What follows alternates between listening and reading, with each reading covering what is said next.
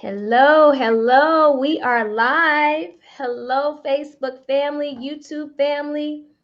I think we're in Twitteration family, Instagram family. Oh We man. with all the families. We with all the families. So we welcome you to His Bride's Conversations today.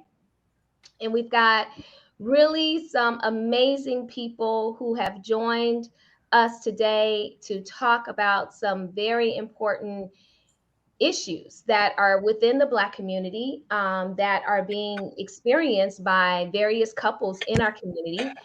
And I would say that these people are experts. Why are they experts? Because they have had their own experience with the subject of Mhm. infertility. So, in His Bride, the book, and you can get it on Amazon, and you can also get it with at www.kinaarnold with one a.com, was the subject matter and was called You, Me, and Baby Makes Three, or Does It? And that was my experience. Does it make three? Or why was infertility a part of my relationship when I didn't invite it? Mm. I didn't ask for it to be there. I waited long time, as they say, long Mm. time to find my Boaz, if you will, my Adam, my rib, whatever you want to call it, whatever colloquialism you want to phrase it as. And so after that first year, I thought, bada bing, we gonna get pregnant. That's what us gonna do. And us did not get pregnant. We Mm. did not get pregnant the second, the third, or the fourth year. And it was in that fourth year of marriage that we decided to do it a step further and look at IVF options. And in looking at those options, we decided, because it was a he and I decision, it wasn't just a my decision, it was a he and I decision. Big G and I decided that we would go through the process. And I had great insurance. Not all women of color or otherwise have great insurance, but I had great insurance that I wasn't even aware that they would pay for it Mm. completely and fully. Huh. We will get into some of those costs in a little bit, but I did not have that portion of this experience. But I did have, I would say, the box size of, you remember the old TVs, not the flat screens, but the old TVs that had the bud on it, Yeah. that 32-inch, if not 40 plus inch TV box Mhm. size of not just equipment, but medication, Mhm. syringes, Mhm. liquid, and pills. I had in my ice box, you know how you have those crispers in your ice box? Well, one ice box was dedicated to vegetables and potatoes. The other part of my ice box was dedicated to IVF because there were medications, and I see some nodding of the heads, Mhm. that had to be refrigerated at all times. Um, and the box, the big booty box, that's what we're going to call it, the big booty box, sat in the middle of my kitchen for the 6 months that I did this process because it was too huge to be anywhere else. And because things had to be refrigerated, and then I had my cabinet space where all my medications were in pill form, the syringes and everything had to be right there as well. Wow. So that was part of my experience. Another section of my experience was giving myself shots. Now, anybody that Mm. knows me knows I tells a story about when my mom would go to the doctor and get her blood taken, I would pass out. I would Right. have a literal tantrum because No. they were killing my mama. That's was my Mhm. phrase. So I stopped Mm. to go with my mom to her doctor's appointments. Mhm. So if you can imagine that little girl being a grown woman at the age of 44 giving herself shots Mm. because I what we wanted baby A baby. dream. Yes. And so I sacrificed my own inhibitions, my own fears about giving myself a shot and did it. You talk about sacrificing for a child, the sacrifice begins way before when you're Mhm. dealing with IVF. Then there were times where my husband would have to give me shots, and we'll just be blunt in the leg, in the butt, or in the stomach, in the side, because certain medications had to be given in certain places of the body. Mm-hmm. That was my experience. And then we won't talk about every single week getting my blood drawn at 7 a.m. I would do it before I went to work. And when I would go to the clinic, where my expert doctor, who is number 3 in the nation, wonderful lady, I'm thinking all of the ladies in there, we're all sharing the same experience. Not so. There were ladies in there that were giving up their eggs for Mm. harvesting for other candidates, meaning that they were surrogates. There Wow. were other ladies that were pregnant who were surrogate parents, meaning that they were hosting babies for other families. And then there were other ladies like me who were desperately trying to look like the pregnant ladies.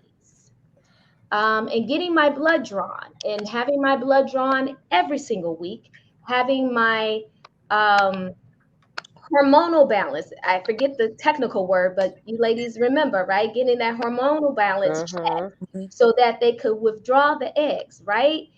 Um, and having the false positives. The false positives meaning that you're pregnant at home with the pregnancy test.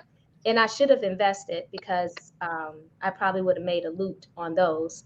Um, but getting to the doctor and finding out that you're not pregnant. So Mm. you have the constant up, down, up, down, up, down, up, down emotionally every week and crying from the doctor's office all the Mhm. way to work, getting my game face on because you all know I'm a lawyer and I'm an advocate for abused Mm. and neglected children and balancing what I was going through with the fact that I am representing children that are thrown away, children that are abused, children that are neglected, children that were left by the wayside. And I'm advocating for these babies while I'm trying to advocate for myself, me and my husband, to have Mm. our own. Not only that, and then I'll stop here, um, dealing with teen mothers who are terminating their pregnancy Mm. at that last Moment. day, Jesus. meaning that the pregnancy is viable. The baby could live, but they in their way. They messing up my hairdo. They messing up my date Mm. night. They messing up my me Wow. and my boo's time. I got a new boo. This is from the old boo. I got to get rid of Mm. this thing that's inside of me that's causing me to, go to the bathroom, to vomit, to experience all of this hormonal stuff. I ain't got time for all of this. Dealing with teen parents who are doing that while I'm taking shots, I'm taking pills, I am eating healthy, I'm doing everything possible to have a bundle of joy that they are now getting rid of on the last day that they can, on the last day. And that is an intricate process that we don't go in today, won't go into that today. But my guests have similar experiences or different experiences with this process. Um, for me and Big G, you and me, baby did not make 3. Baby has not made 3. And so even now, um, it's still a hurtful thought process that may or may not ever be. I have prayed, God, please don't make me a Sarai. I think she was 90 plus. I'm like, good Lord, Jesus, Right. I beg of thee. However, the Lord should say, yay and amen. Keena will be Hey, a happy gumming mama. How about that? he'll give you the energy for it. Amen. Won't he? Mm-hmm. Yes, Mm. he And will. so I have minister. I'm sorry, Natalie. How do I refer to you? Minister? Or, is that fine? Okay. Prophet, just Natalie is fine Natalie. too. We have Natalie Flemings.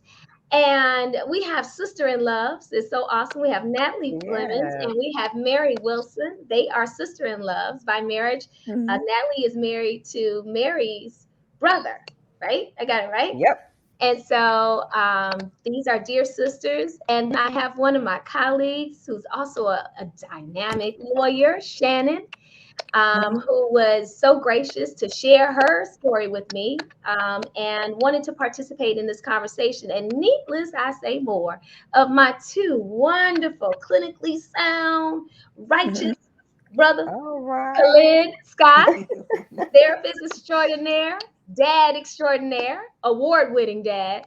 How about that? Um, and we have Dr. Sherilyn Garrett.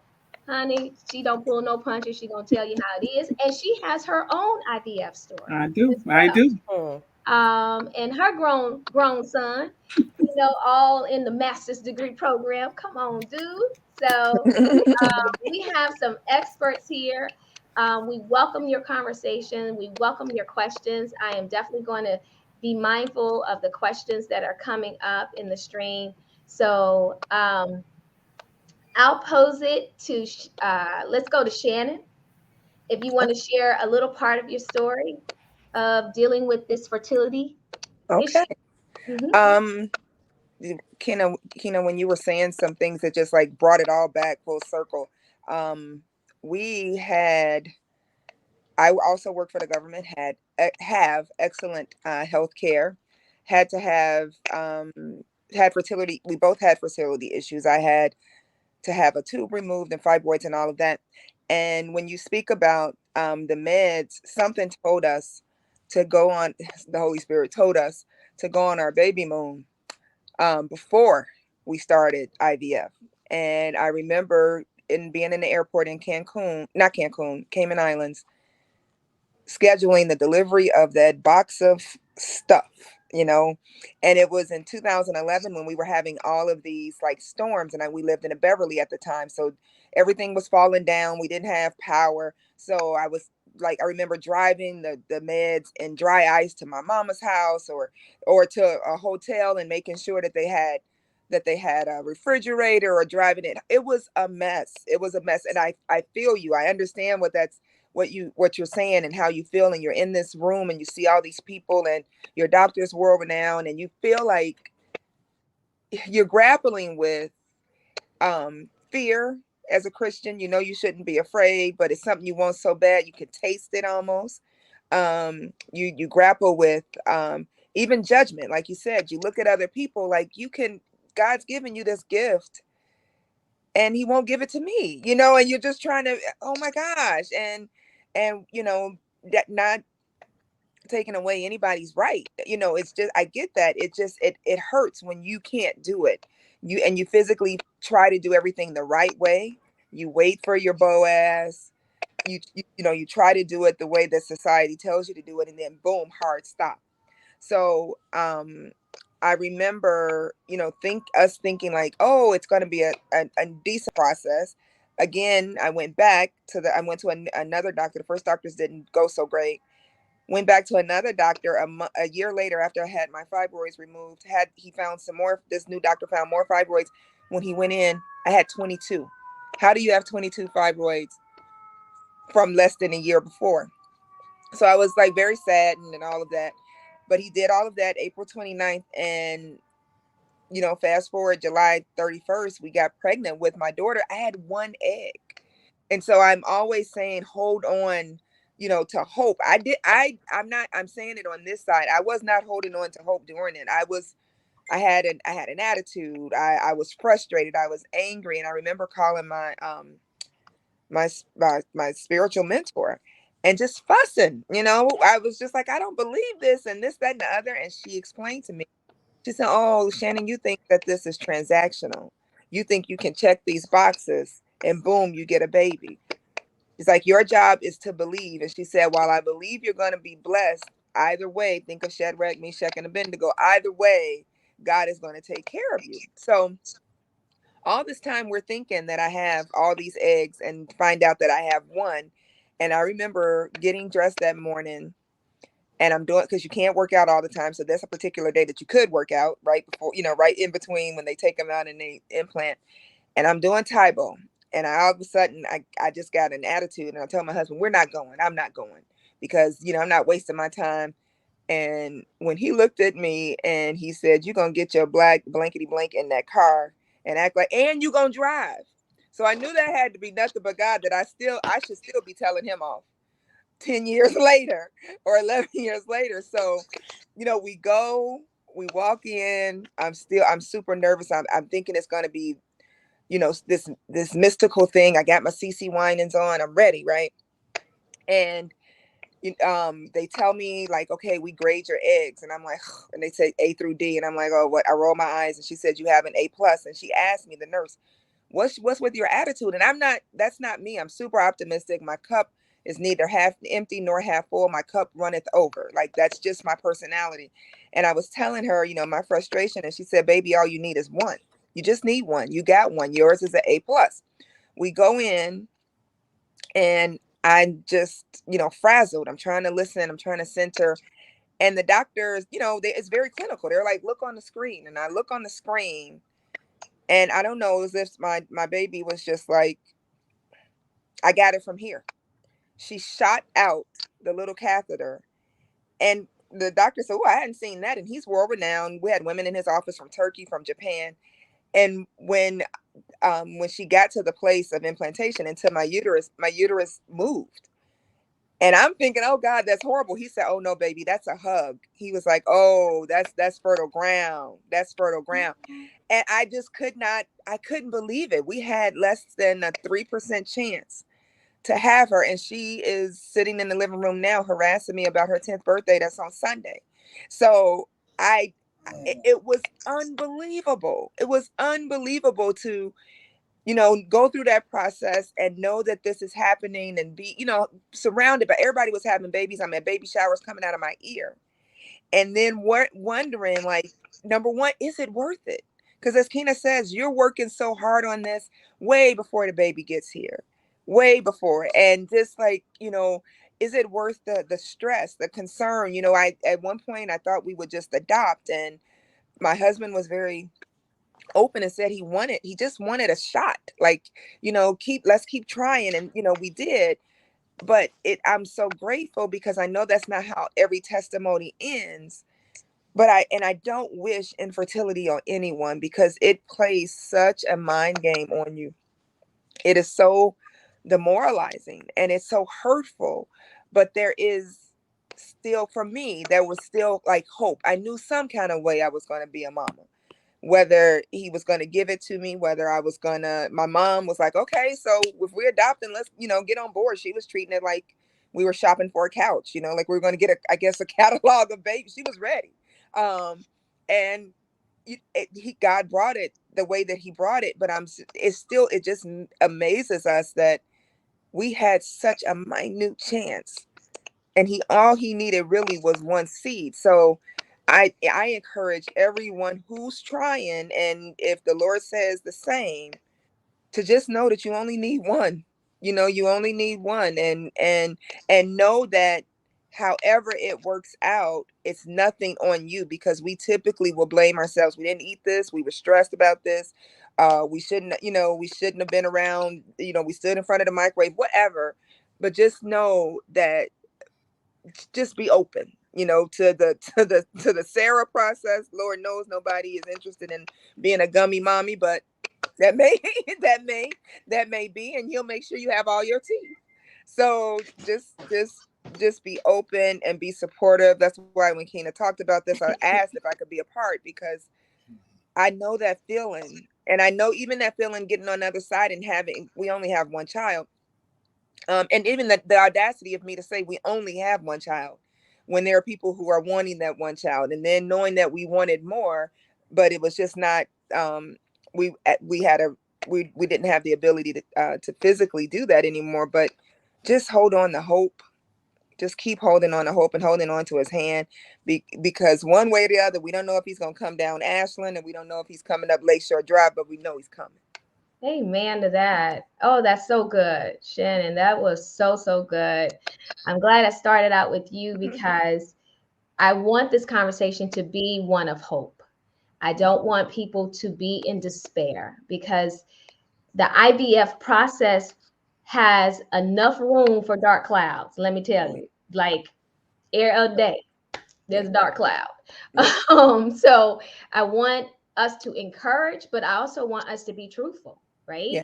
I was telling the panel before we went live is that IVF ain't for no punks. It ain't for the light at heart.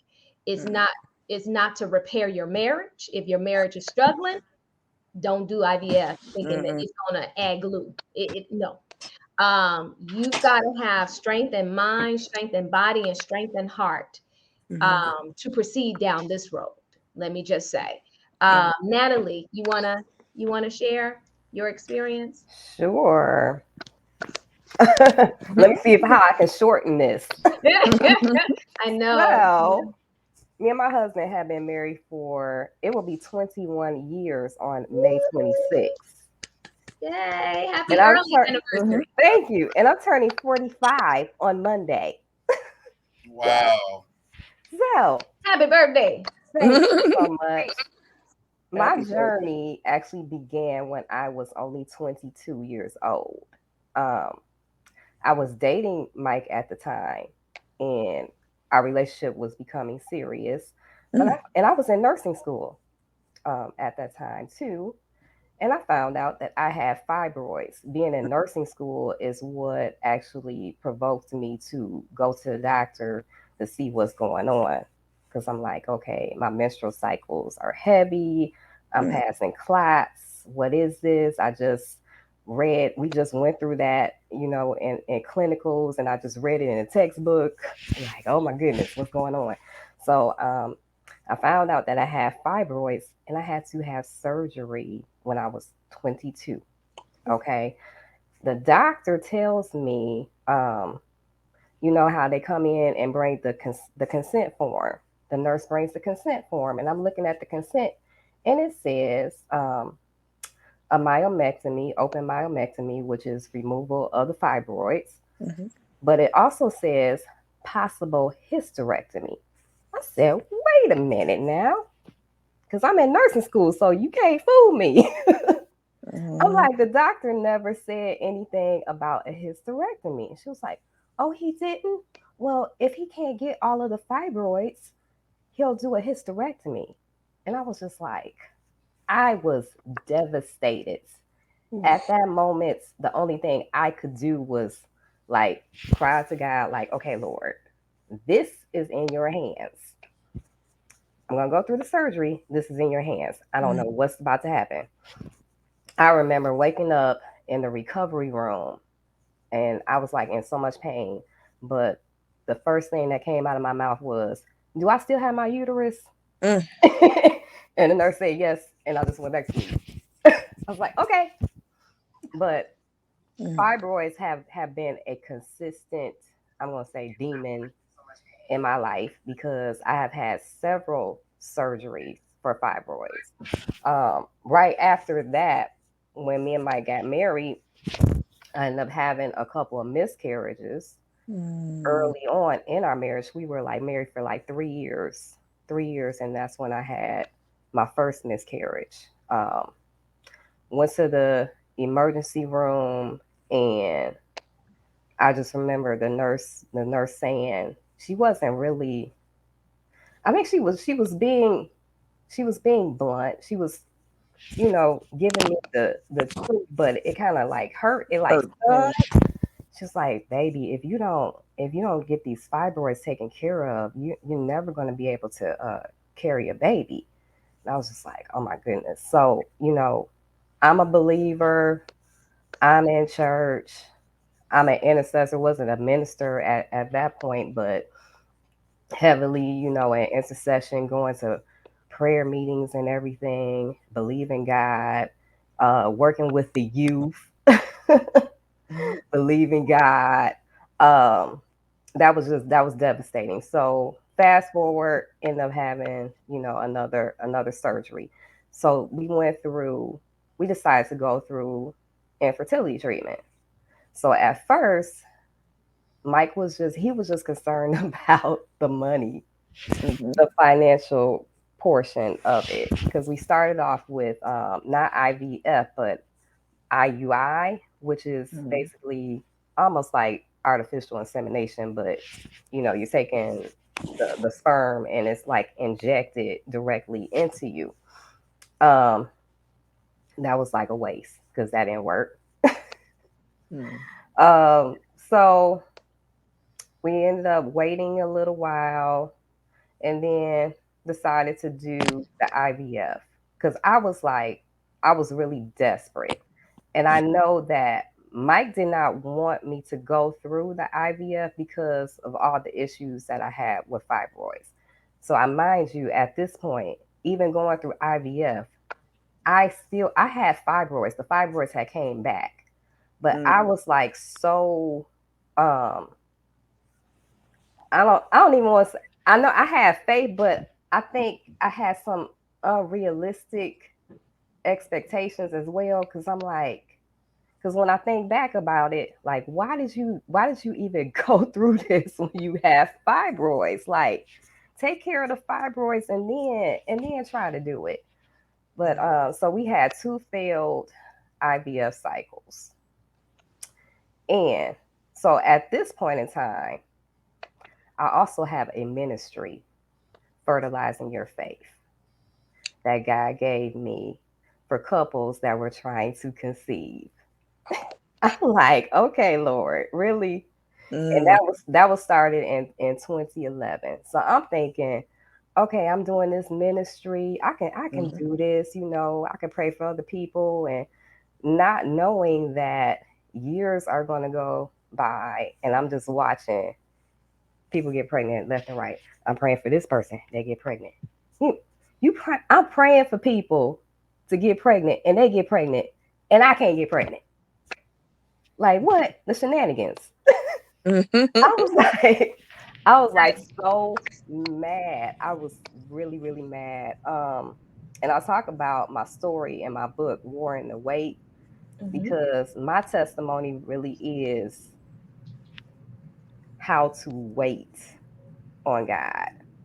Like everybody wants to hear the happy ending. I can't share the happy ending that Shannon got because still no baby, biologically no baby, right?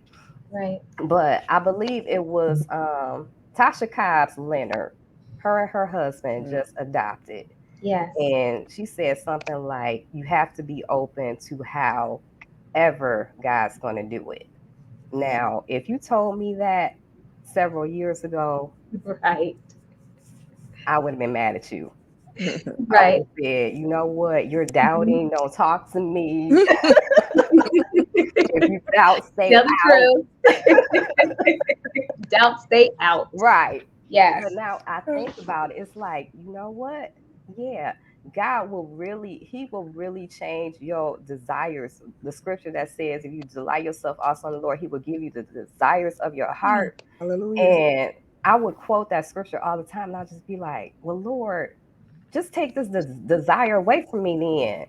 If you're not going to do it, why do I keep on desiring to have a child and you're not going to do it?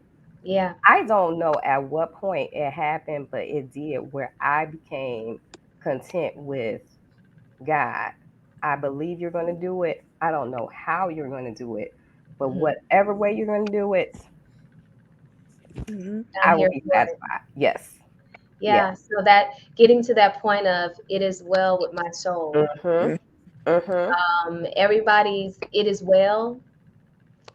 It comes when it comes, but it's a process and it's a road to the it is well with my soul.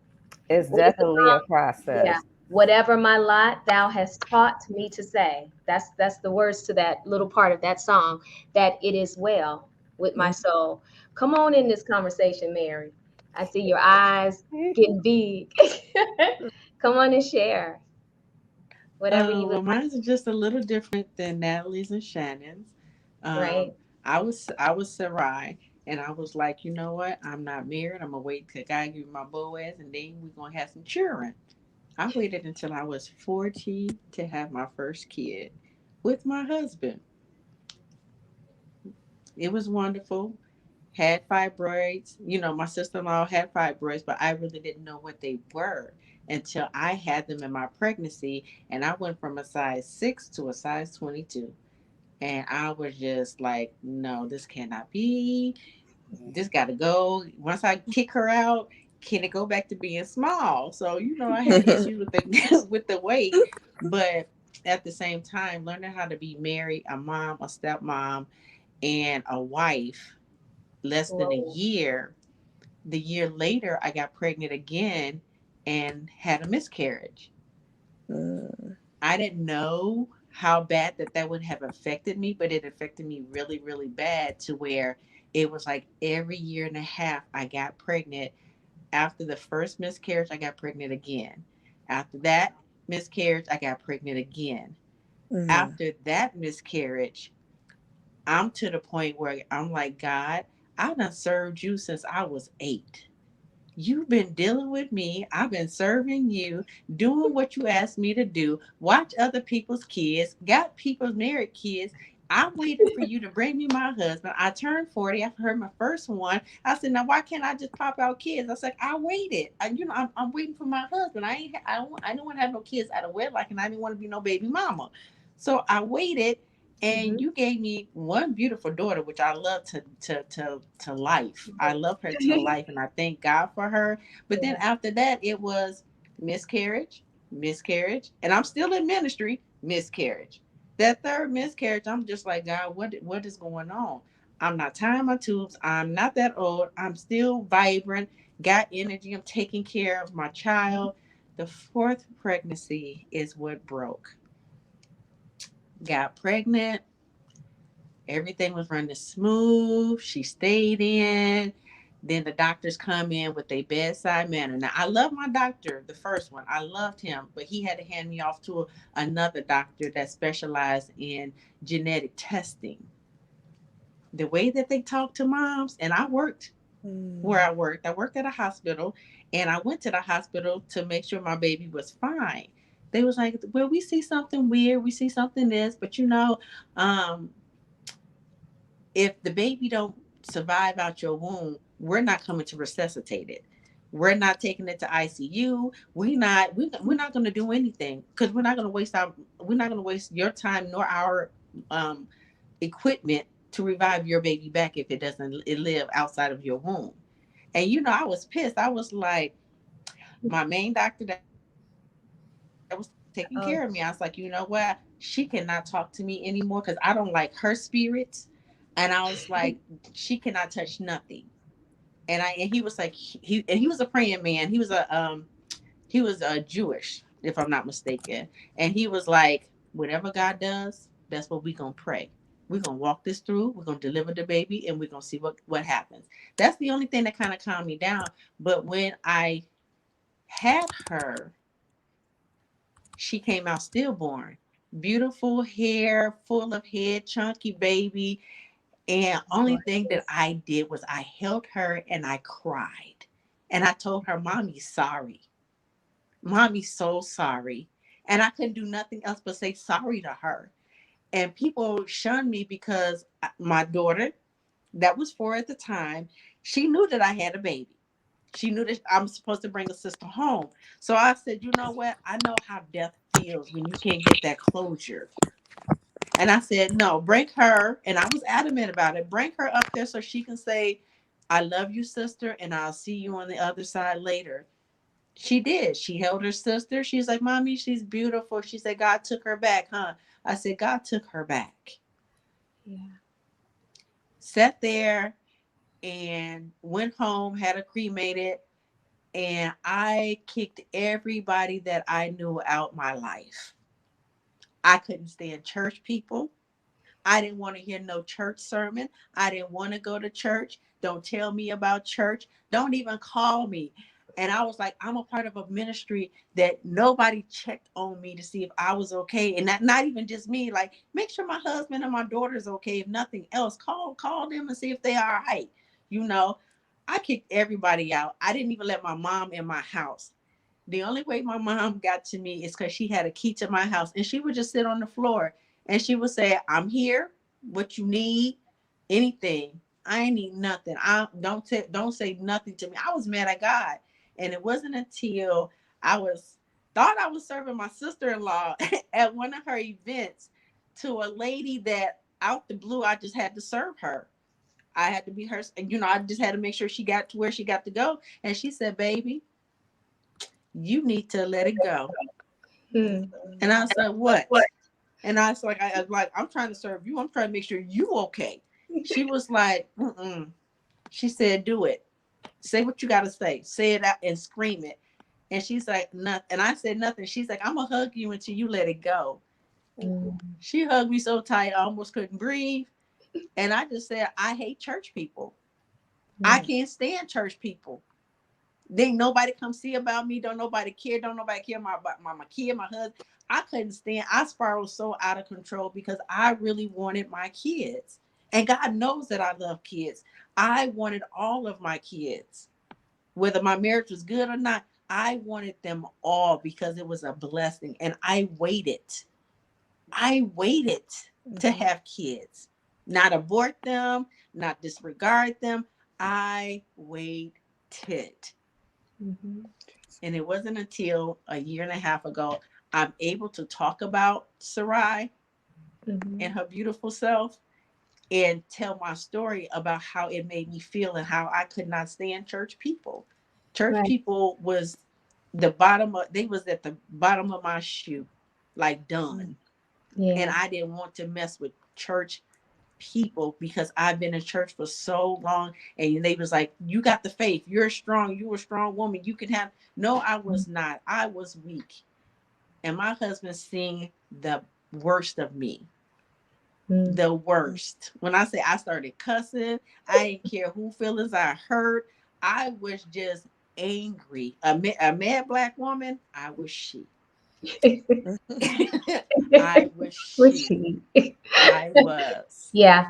It wow, you guys, I didn't know. I knew bits and pieces of your stories, but I experienced some of Mary's story with her. She gave me the honor, the blessing of calling me at work when Sarai was born, and she wanted me to hold her before she got cold. And I rushed over there and I held that bundle of joy. You talking about some chocolate magic up in that beautiful chunky loveliness. Oh my gosh, I can still see her to this day. And I appreciate and I honor you, Mary, for sharing that with me, because she didn't have to open her heart for me to share that with her. But when I tell you this whole process, it taps into every human emotion you didn't think you had. Oh, you got it. You just need the right knock on the door. And when Natalie, you were talking about those fibroids, I had an extensive surgery where a hysterectomy was on the table for me as well. I had 5 that took over my entire uterus, and my doctor had to recreate my uterus. If he didn't recreate it, and I don't even know medically how you do that, but he recreated my uterus because they were in my uterus like a snake in a diagonal way, where they were lifeline to each other, meaning a blood vessel to each other. So they fed off of each other and they kept continuing to grow. So my entire front abdomen was the head, and then he saw the tail. It wasn't until he opened me up that he saw the other ones that were in betwixt. Mine was reconstructed as well. Yours was reconstructed as well.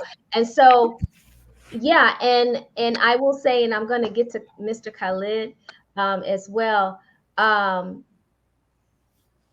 recently, and I almost canceled this, full transparency, because I recently went back through a process on February 9th. I had a DNC, a scraping, and they found a huge one inside and several little ones on the outside.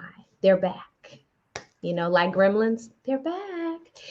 And she got most of it out, but to my hurtful heart, talking about premenopausal and menopausal, of how your cervix closes, because your body, your biological clock as a woman tells your body that part of your life is done. So actually your cervix begins to close so that nothing else can come out, right? And nothing can come in for that matter. So just recently had that experience and went through all of those emotions all over again, where I was angry, I was upset, I'm tired of going through this. Same thing, Natalie, you said, just take the desire away. Like, I don't need it. I mean, do I really need it to do my job?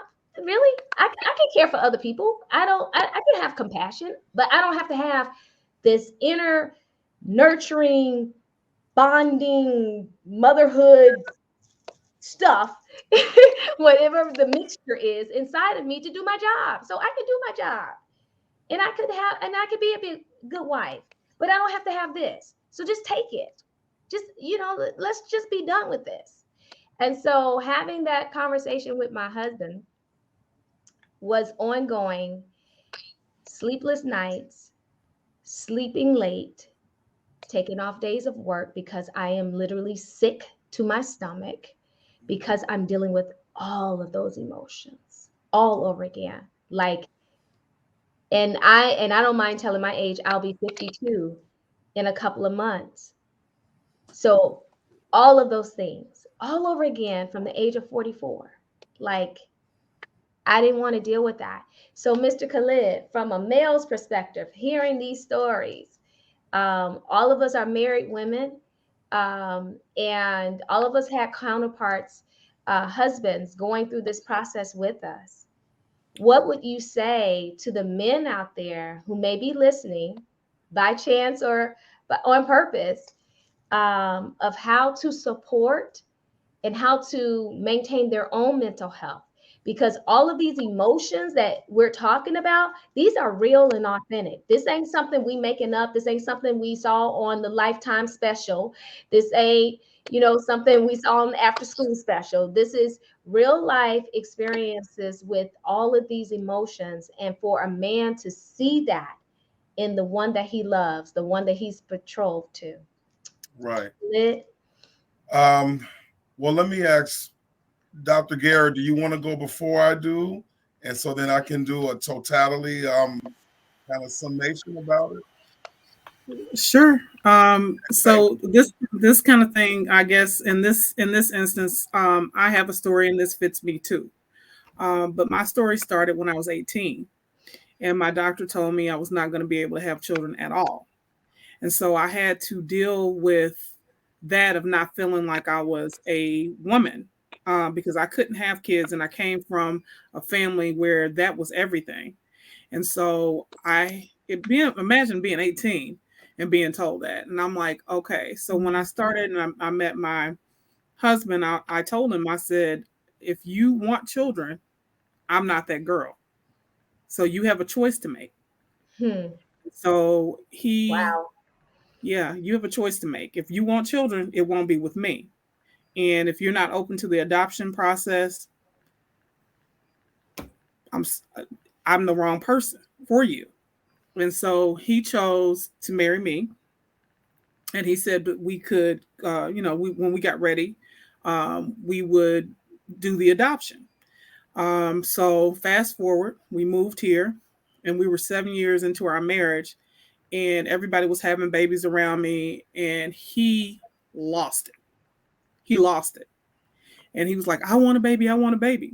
And I'm like, you knew this when we got married. So it caused a lot of friction at first. And so I'm like, I'll go to the doctor. I'll go to the specialist. I'll see what they say. But be prepared that this may not happen. And we're going to have to talk about this and see seriously where we're going to want to go. Because if you want this and I can't have it, where are we going to be? So I went and we started the fertility treatments. And lo and behold, we got pregnant. And I was able to go through the pregnancy. Okay.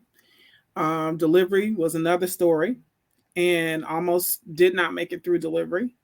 But we both made it, thank God. And we began life again as 3. Fast forward again, we wanted to have another child. And so I began I think you said IUI, Natalie. We had that process. And that happened a couple of times. And that didn't work. And so then we did more testing, more procedures. And I had endometriosis and the fibroids. So just a lot of issues. Come to find out, I had one fallopian tube. They don't even know where my other one disappeared to. I was like, 1 tube? One? What? What is this? So we went through the next part of it and then went to IVF, and I had 3 rounds. And probably about the last time, I had several implants, with the whole situation when they did the transfer, was good for a couple of weeks and lost all of it. And that was every time. So 3 times, and I lost all of the eggs and everything. So had to go through that loss. That was major, but I made the choice to stop. I'm like, I cannot keep injecting myself. I cannot keep doing all of this. I can't. We have 1 son, and I think God is trying to tell us something. Stay with that one. We also tried adoption, and we got to the point of adoption, and Keena knows this as well. Baby's getting ready to come home, have the name, have the paperwork already, get ready to go pick the baby up. And the first one, mom changed her mind the day we're getting ready to pick the baby up with the car seat. The sad part for that is my son, I should not have done this. And I learned from that.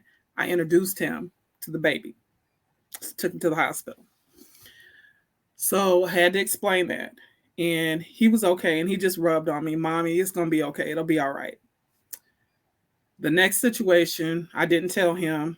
And the story goes that this young lady came up from Mississippi, and she wanted to, she decided that she didn't want to keep the baby. She had other children and she couldn't take care of the baby. So she wanted to give her up for adoption. And so I went to the hospital, and she came here with a cousin.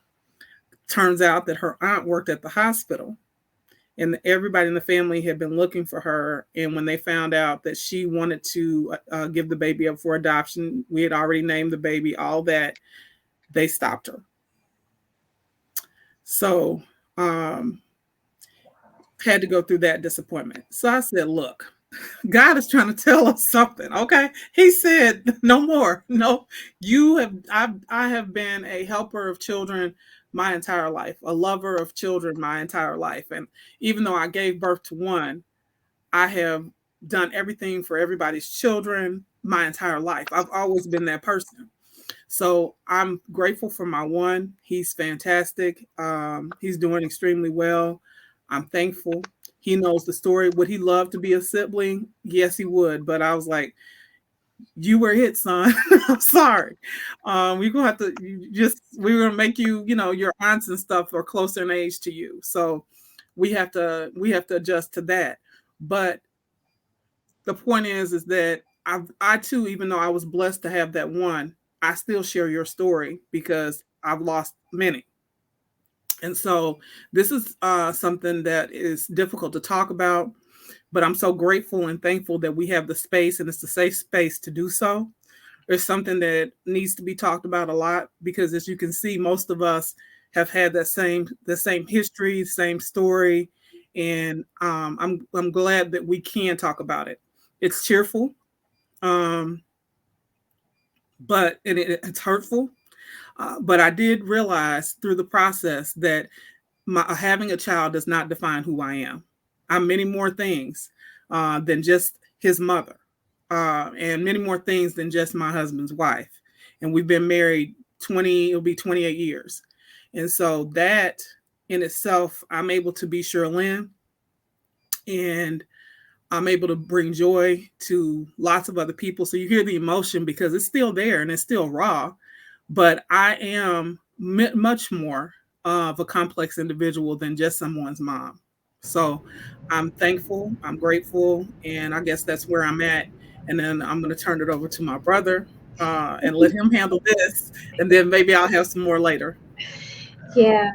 Khalid, before you take a deep breath, bro, because he holding up the banner for the men. Right. I just want to give some stats on, and this is coming from the fertilitycommunity.com. Mutual.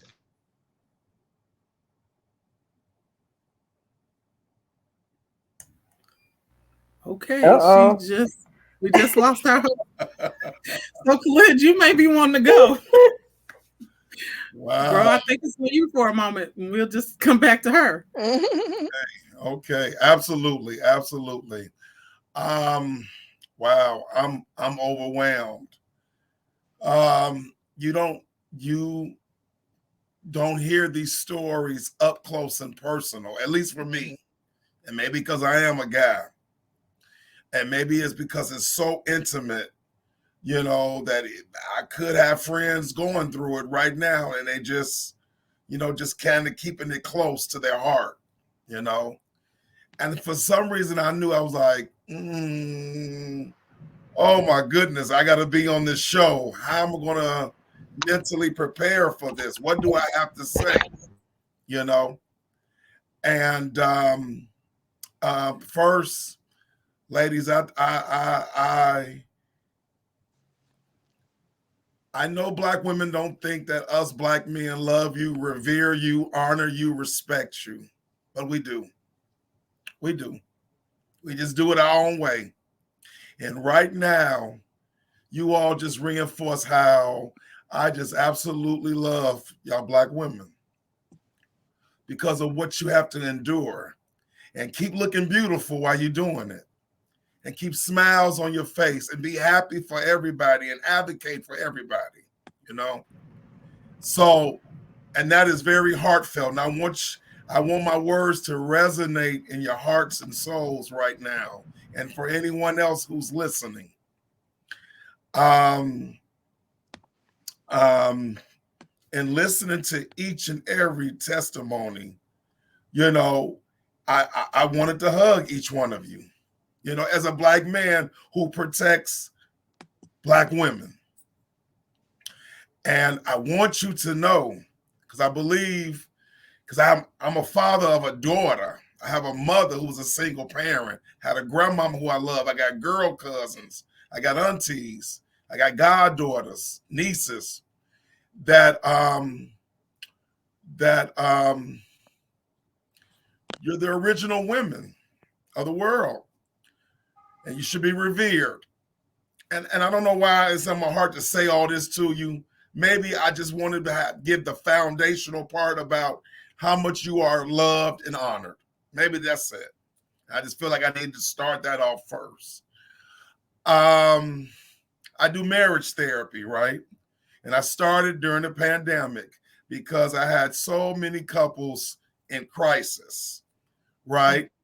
And I've heard everything. My first client was a man who was married to his wife, and they were married. They had just celebrated their 20th anniversary, and he got an ex-girlfriend from college pregnant.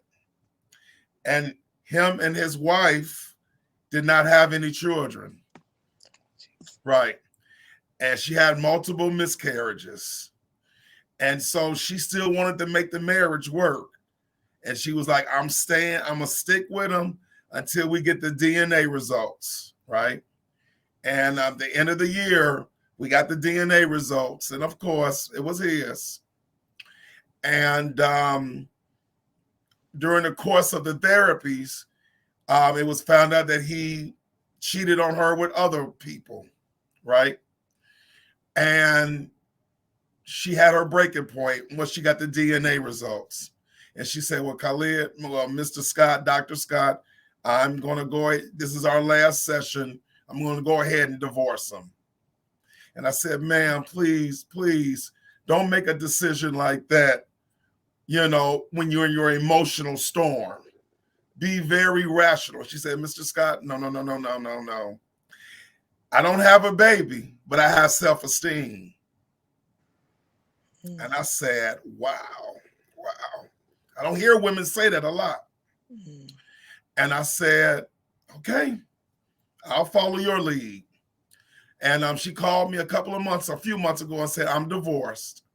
And I said, well, I want you to know that you're brave, because a whole lot of women wouldn't, for whatever the reason.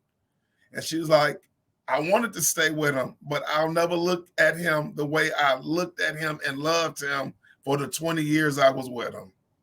You know? So again, it just reinforced how strong you all have to be.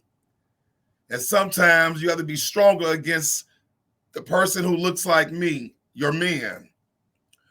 Now this part, let me share my story. When I was 22, I had a girlfriend who I was in love. Come to find out, I guess she got pregnant, and she told me after she got an abortion, right? Now, if you know anything about me, I'm a Cancer. And Cancer, we love, and we love family, and we love everything about life, right? We're crazy, but when we love you, you know? But we crazy, you know? Kevin Hart, 50 Cent, you know? Bill Cosby, O.J. Simpson. You know, we love real hard, but we crazy. Well, anyway, so I was devastated as a 22-year-old because I'm like, you took that from me. You didn't even ask me. She said, Khalid, you're finishing college. This ain't the time for me to be a mother or you to be a father.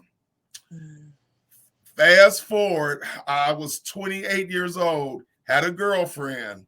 She told me she was pregnant. But something wasn't right. Something wasn't right. And I'm in social work, right? I go to juvenile court where I met Dr. K at. And I remember hearing people talk about getting a DNA, you know? And I got one done and it wasn't mine. So here it is, I'm devastated. Now, if you know anything about me, at this point, I got 11 God kids. 11. Because I guess my friends like, well, he makes money, he's single, he don't have his own kids, and he gonna buy nice gifts. And I did. Because my old manipulative friends knew that I love babies. I mean, I was taking pictures with my God kids. You know how Sears got the little portrait studio and that other place in Kmart? I'm taking pictures with my God kids. That's how much I wanted to be a dad, right? So fast forward, you know, I end up, you know, meeting Satan's granddaughter, you know, and I fell in love with her. And the first time we laid down, she got pregnant. She got pregnant. Satan's granddaughter, but she got pregnant. And I got my baby. Oh, my sweet baby. She's beautiful. Khalid. But I love her. Khalid. Now, isn't he supposed to be doing? But I love her. I love my ex-wife because she gave me my greatest gift. Right. So you love Satan's granddaughter. Right. Right.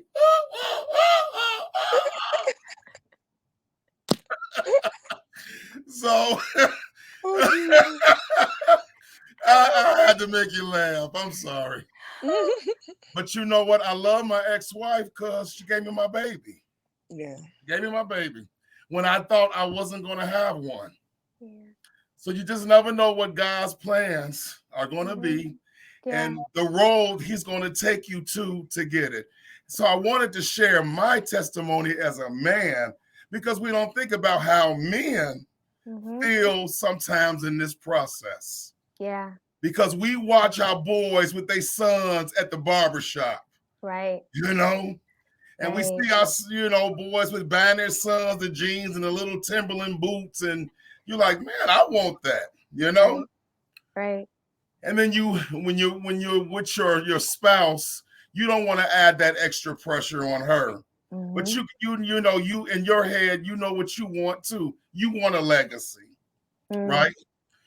And this is a time where we all have to be sensitive to one another, right? And I would hope that each one of your husbands was empathetic, was strong enough to carry you through. And when he wasn't strong, you understood why he couldn't be strong in that moment. Right? And we understand that communication is key. Right. Because he may think you're okay. You know, sometimes us men miss the cues. But that's why you got to communicate and let them know. So I have one of my mentees. He's going through the what do you call IVF? Right. And I talked to him, you know, because he wants a baby very much. But what he has said to me, that he's telling his wife, I love you. I love you and I love you. I'll go on this road however way you want to go, in whatever direction you want. And I told him, fantastic, man. Fantastic. And he's been my mentee since he was 16 years old, right? So that means I poured something into my baby. And he's 40 now. Yeah. Right. Yeah. So again, ladies, I tip my hat to you. I praise you. I pray for you. Yeah. And Anaya needs aunties. She needs aunties. Coming in Santa auntie adoption list right here, right now. I'm willing to share. And she goes to Amherst, and that's $80,000 a year. So I'm really willing to share with you. Put it in some perspective. Absolutely. So But I don't know what my words did for you. I hope. No, they're awesome, because I think from your perspective of wanting that legacy, wanting that male child, but you got a female child. I ain't gonna say nothing about Saint's granddaughter. I ain't touching it with a 10-foot pole. But more importantly, the whole idea of that wanting and longing happens for a man just as much that it happens for a woman. And so I don't know why my camera decided he didn't want to work no more. I guess, you know, I don't pay him enough. I don't know. But what I was getting at before I was rudely interrupted by the camera was some of the costs. And again, this is fertilitycommunity.com. So they're quoting $6,100 for natural IVF procedure, $5,900 for mild IVF procedure. They didn't give differences between the two. I don't know the difference between the two. All I know is I had IVF. Okay. $10,400 for standard IVF procedure. Now, mind you, these are just for one try.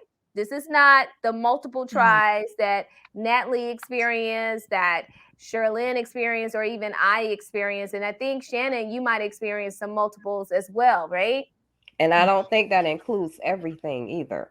No, it can't possibly. $13,000 plus for IVF with an anonymous egg donor, meaning that you go to the egg donor bank and you just pick you one. Okay. Then there's $3,800 or more for IVF with an anonymous embryo donation.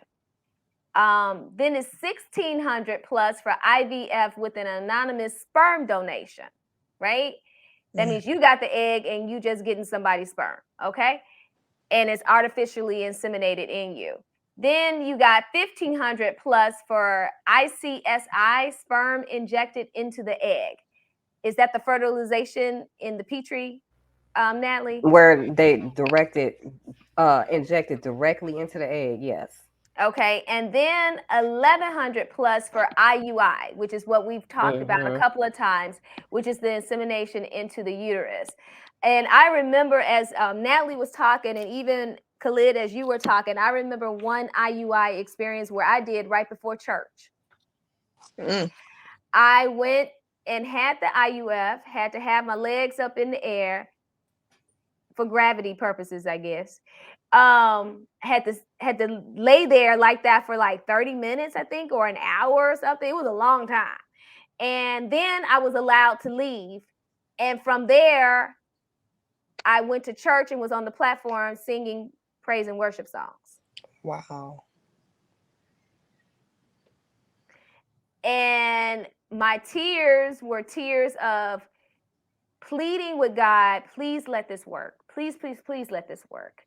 To, I worship you, but please, please, please let this work. So your mind is split constantly, because this becomes, it almost like it, not almost, it consumes your day and days. What am I eating? Your idol. It becomes your idol. It can become an idol because you're constantly trying to figure out what you can do man-made wise to help God along this journey, right? Yeah. He is the life giver. He is the life taker. And so sometimes we don't recognize his hand in the process, because it's in the process that I learned some greater value, some greater things. I learned, as Dr. Sherlyn talked about, how to value myself and understand that the baby makes 3 does not define who Kina is. I'm the best TT ever. I love all the babies. I would love to have my own. But if and will he does not allow me to have my own, I'm still who I am and who I am destined to be in him. And I'll leave at this point, and then anybody can chime in. I was reading a book, and I never thought about this from this perspective, that, you know how we talk about in, I'll call them kingdom or Christendom, about that self-sacrifice, right? I'll sacrifice everything for you, Lord. Just the yes, yes, yes, Lord, right? But I had never thought about it until I read this book, that sometimes our sacrifice on the altar of sacrifice is our ability to give birth, meaning the baby, your body was created to do these things, right? And we can talk about the spiritual aspect of it, but your body comes with a uterus for most women. It comes with the uterus, and the uterus, and then the man and the woman get together, and then the egg and the sperm get together, and then baby make 3, right? And so that's the way it's supposed to happen. But what if God is asking you to lay that on the altar? And let that be your sacrifice, your ultimate sacrifice, meaning you lay down your will, your desire, your hopes and your dreams for his hope and his ultimate dream for you, that may or may not include you being size 22 with a baby in your womb and giving birth. What if that is his plan for me? And when I read that section in this particular book, I was like, are you kidding me? Like, are you really kidding me? Like, I had to read the chapter again, because surely she couldn't be saying this. Like, on what planet would God make my body with a uterus that he don't want to use? Like, you know what I'm saying? It was just like, that don't even make sense. But it does make sense, because it's my desire and my will. And it doesn't mean that it's not a natural desire. And it doesn't mean that it's not a natural will and a desire and a want. And, you know, and for some people it's a need or whatever you want to call it. But what if he's asking me to sacrifice my will in that particular area for his will to be done in my life? I know, Natalie, you have a ministry, and oftentimes, do you ever encounter that type of sacrifice being talked about, or do you talk about that in the ministry that you have that God has gifted you All the with? time. We talk about it all the time, even with the whole don't define yourself just because you're not a mother. Mm-hmm. You still have more life to live. And Mm-hmm. what are you birthing out spiritually Mm-hmm. versus in the natural? So we talk a lot about your dreams, your ministry, your businesses. What have you put on hold because your focus has been having this baby? Mm-hmm. But you're not living your life. You're just Yeah. existing. Yeah, you're just existing, and you like at a standstill, right? It's like Mm-hmm. you want, as Mary said, you angry at the world, you want the whole world to stop. Like all y'all just need to stop and experience this thing with me. And the world did not stop. The world kept going, and you Mm-mm. have an attitude about it, right? I had an attitude about it. I'm dealing with these children and these wayward parents. I'm gonna tell the truth. And these teenagers that can get pregnant if they blink, Mm-hmm. if they blink to the left, they pregnant. If they blink to Mhm. the right, they're pregnant. And I'm like, how does this even make sense, Jesus? How does this make sense? And I couldn't make, and I still can't make sense out of it. And it's not for me to make sense out of it, but it is for me to recognize my place in it. And that nurturing spirit that's in me nurtures them to life, right? And not Absolutely. all of them, abort their children. Some of them have their children and give them to people who might want to parent their children, right? So not all of them, but in that space and time, Shannon, what do you say to a woman that is a daycare provider, right? Or who babysits for a living, or who's a nanny, or who is the greatest TT in the world because she the single TT, right? She the queen of the TTs, right? And Mhm. everybody else, she comes to all the events, All all the birthday. soccer games, all the birthdays, all the football games. She does it all, right? What do you say to a woman like that? It's interesting because we had my daughter what I consider late in life. We were 37 and my husband was 41. And I have a lot of single friends. And we're only children, and Lonnie has a ton of TTs. She's even got Fenty makeup. I don't own Fenty makeup, and she's 9, so she's got all these things. And I just, for those that want it and can't, I offer my shoulder. I offer my child. They when they want her, and there are times they take her, they give her back and say, okay, I'll come back and get her the next time. We had big fun and I need to recoup. I know that pain, I know that pain. And some are not parents, they're not actively trying because they're not married. Some are married. It's just such a big mix. And they all walked with me through it. And they all were super, like we all knew the exact moment I was going to get the phone call. We all knew the exact moment of everything. So they all went through that story, that journey with me. Some, after watching my journey, decided, that may not be for me. And I have to respect that, right? I have to respect that. But I just offer my love. I offer my heart. And to those that that one, I offer them Lonnie. And Right. they get their feel. And they take her, she's been to, so I'm not that mom. My husband is the big kid. I don't like we have to go for her birthday out, and I'm like, oh dear God. But I have friends that would come pick her up. They would take her to see Annie. They would take her to those things. And again, they go back to live their, as they say, fabulous, or as I would say, their fabulous single lives. So Right. yeah, it was Right. tough. And I was that single auntie for a while. But the difference was I didn't desire it till I got married. Yeah. And it just kind of awakened something in me. And my husband really wanted it. And it was just like, wow. Even when I called my dad to tell him I was pregnant, my aunts too, they were like, wait, Shannon? And I'm an only child. So imagine calling your daddy saying, Daddy, I'm pregnant. And he say, who is this? Um, but it was not Wow. something that I'd ever Wow. said that I wanted. But it's I just don't wish that that unfulfilled desire on anyone, because it Right. does. It can become your idol. Then you feel you grapple with guilt, condemnation. I mean, all kinds of stuff. It can be so demonic if not properly handled, and Right. it's a grieving process that it just has to.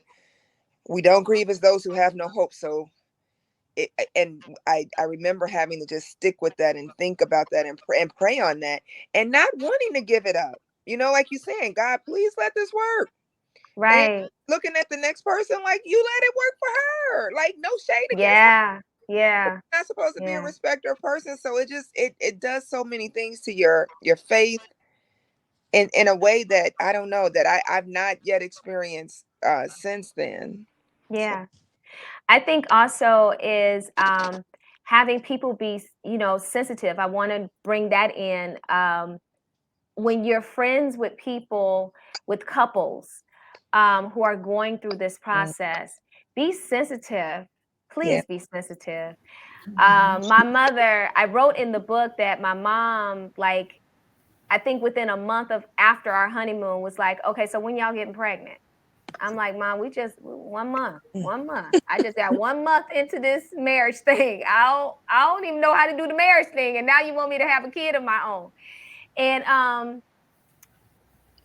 she doesn't recognize that she did that, but she did that for like a couple of years. Ooh. Like, y'all gonna get pregnant, not understanding that we were going through something. And of course, I wasn't sharing everything with her, or really none of it, because I hadn't really wrapped my mind around it, right? And so the heavy periods, I think, Natalie, you talked about having the heavy periods. I've had heavy menstruals since I started at 14. So that was normal. Thought it was normal. Thought it was normal. And then the fibroids came, and then you had the fibroid surgery, and then you had more fibroids, and then you're taking the vitamin D. They tell you to take the vitamin D. The vitamin D keeps the fibroids away. No, it doesn't. And all these other things, you take the herbals and all that. But I want to encourage people that are seeing your friends go through this, or that know that your friends are going through this. Be sensitive and pray for them. Pray for them. Yes. More than you could ever imagine. That's important. Be a listening ear more than you could ever imagine. Don't offer your suggestions, or don't say you should just adopt. Like, don't say that. Don't say that. Right. or yeah, go ahead, Dr. Garrett. Go ahead. I'm like doing everything but jumping up and down. Please stop asking people when they're gonna have babies. Please just stop. I had one, and I thought, I was asked for 7 years up until that point, because of course everybody didn't know my issues. But when are y'all having a baby? When are you having a baby? Why can't you have a baby? Did you get a baby? I'm like, back off. And then when I did have him, well, when is the next one coming? You're gonna just have one? Why do you just have one? And I told Kina just a few months ago, maybe a month ago, I was in the salon getting my hair done, and this lady asked me about children. Do you have a child? I said, I do. He's an adult. He'll be 22. He's 21. You just have one? I said, yes. And she just said, one. Well, I'm going to pray over your womb. I said, lady, I'm about to be 50. Like, no, let's not do that. I don't want, no, thank you. And she kept going. And my husband was sitting right beside me. And so finally he said, look, it's me. It's not her. It's me. And so he took the blame. And I said, no, this is my point, to educate her. I can't have any more children. I have been through every single thing. And I said, lady, I'm 50 years old. I don't want any more kids. I'm good. I've made my peace with it. She kept going.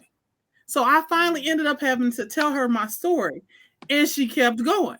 And so I'm like, this is the ultimate, like, oh my God. I'm like, lady, please don't pray for my womb. Pray for someone else's womb, and do that. I understand that you think everybody should have more than one child. Some women are not able to have any.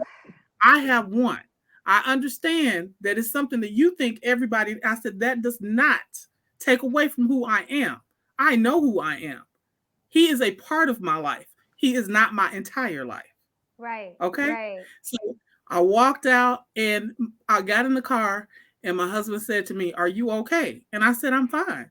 Because this is something I deal with all the time. And I said, most of us do deal with it. Right. So I just beg people who are listening, stop it. Please stop it. Stop It is not healthy. No. It is not Christian-like. It is not a piece of I don't want to talk about my womb with you all the time. Stop. Please stop. This is And not please womb don't- conversation. It's not the conversation we need to have. I'm trying to get my hair done. Please. Stop. And that's and to Mary's point about being sick of church people, man. Oh. I feel everything you I said. can talk about church people. And that's the point. Natalie, Those are hold church your mule. people, Hold not your mule. Christian. No, we have to say this. There are people that attend church that are church people, Oh, but I they're got not one for necessarily you. Christian people. A pastor. Okay. I got one for you. A pastor was insensitive and said, "Well, don't you and your husband know how to make a baby?" Oh my God. Okay, we're gonna end this conversation. Yes. This is another set. We have another conversation. Shannon, okay, I'm gonna grip my pearls. I'm gripping my pearls. That's why I wore my pearls, so I can grip my pearls. What But you know, incarnation? Go but ahead, you know Mary. what, Go ahead, too? Mary. I'm stuck. I am completely stuck. It's all too about your doctor and who you're seeing and that can give you the answers that you need. Because I didn't know that I was going through premenopause at 40 when I had my first kid. This doctor that I have now, and I'm 48, she finally told me, "Oh, you're going through menopause. Didn't nobody tell you?" I said, "No. A doctor told me I need to eat more yams because it would help out." I was getting us stuck, Mary. You just stuck me again. But go ahead. Go ahead. Yams?